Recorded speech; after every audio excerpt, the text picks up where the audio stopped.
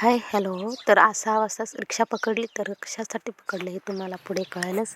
त्यानंतर शिरूर बस स्टॉपला आले तर बघू शकता एवढी काही गर्दी नव्हती थंडीमुळे.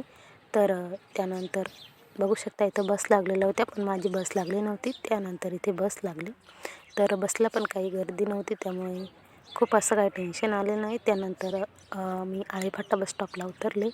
तिथून पण मला दुसरी बस पकडायची होती, तर इथून पण दुसरी बस पकडली.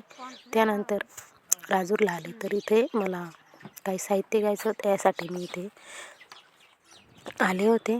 तर तिथनं साहित्य घेतलं. त्यानंतर किराणामध्ये आले, किराणामधून पण काही मला साहित्य घ्यायचं होतं, ते घेतलं. तर इथून एक वेफर घेतले आणि दूध पिशवी घेतली हॉटेलमधून. त्यानंतर घरी आले, तर बघू शकता घरी आई बाहेर नव्हती, आतमध्ये होती, स्वयंपाक बनवत होती वाटतं. त्यानंतर आतमध्ये आले, तर बघू शकता माझ्यासाठी स्वयंपाक बनवत होती. तर चला आता जेवण करून घेतो. त्यानंतर जेवण करून घेतलं आणि इथं पिशव्या वगैरे ठेवलेल्या होत्या, तर ते साईडला ठेवल्या. त्यानंतर बघू शकता आई तांदूळ निवडत होती, तर ते कशासाठी निवडते हे तुम्हाला पुढील ब्लॉगमध्ये कळेल. चलो बाय बाय.